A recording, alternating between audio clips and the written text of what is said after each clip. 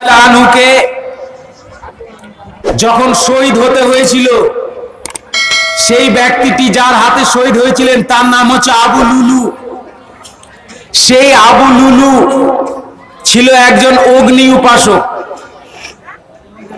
সে যখন পরিকল্পনা করলো উমর রাদিয়াল্লাহু তাআলা আনহুকে সে হত্যা করবে, সে পরিকল্পনা করতে করতে গিয়ে একটা সময় গিয়ে ভাবলো যে আমি তো তাকে হত্যা করব বটে, কিন্তু কোন সময়ে হত্যা করব, কোন সময়ে হত্যা করলে আমি তাকে মারলে আমি নিরাপদে থাকবো। সে খুব ভাবনা চিন্তা করলো।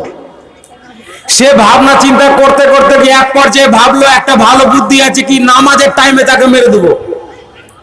নামাজের টাইমে মারবো এই জন্যেই, যখন নামাজের টাইম হয়ে যাবে তখন নামাজের টাইমে, সলাতের টাইমে কোনো লোক বাড়িতে থাকবে না। সমস্ত সমাজের লোক, পাড়ার লোক, মহল্লার লোক সবাই মসজিদে গিয়ে হাজির হয়ে যাবে, এবং যখন সলাতের টাইম হবে তখন সমস্ত পুরুষ এমনকি মহিলা পর্যন্ত সবাই জামাতে চলে আসবে। কোনো লোক বাড়িতে থাকবে না, বাজারে বসে থাকবে না।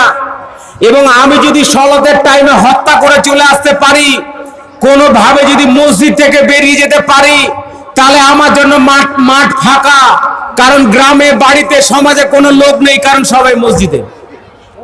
সে একটা খুব ভালো পরিকল্পনা করলো। এই পরিকল্পনা করার পরে সে সিদ্ধান্ত নিল যে আমি তো সলাতের টাইমে তাকে মারবো বটে, কিন্তু আমি কোন সলাতের টাইমে তাকে মারবো। সে চিন্তা ভাবনা করে ভাবলো আমি তাকে মারবো সলাত আদায় করার সেই টাইমটা যখন ফজরের সলাত হবে। তাহলে সে সলাত আদায়ের জন্য যে টাইমটা নির্ধারণ করেছিল তার মধ্যে একটা হচ্ছে ফজরের সলাত, এবং মূল সময়টা হচ্ছে সেটা হচ্ছে কি সলাতের টাইম। সে পরিকল্পনা করেছিল যদি আমি মসজিদ থেকে কোনো ক্রমে মেরে বেরিয়ে যেতে পারি, তাহলে ফাঁকা মাঠে গোল দিয়ে দিব, আর আমাকে পালাতে ধরার কোনো লোক নেই।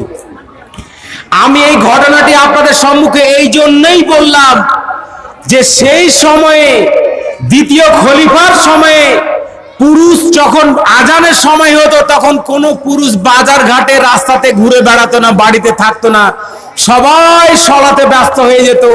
আর আমাদের যখন আজানের টাইম হয়ে যায় তখন আমাদের দেখা যায় অনেক বড় বাজার, মুসলিমদের বাজার না অমুসলিমদের বাজার কিছুই বোঝা যায়।